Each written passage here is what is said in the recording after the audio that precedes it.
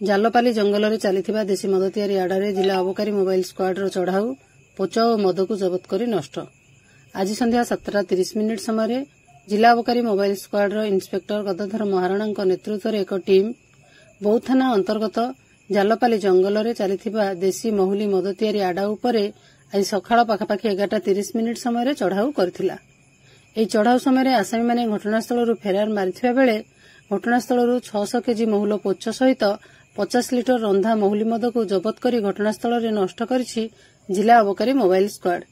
ଏହାସହିତ ଅଧିକ ତଦନ୍ତ ଜାରି ରଖି 113/2025-26ରେ ଏକ ମାମଲା ରୁଜୁ କରିଛନ୍ତି ଜିଲ୍ଲା ଅବକାରୀ mobile ସ୍କ୍ୱାର୍ଡର sub inspector Satyanarayan Pradhan.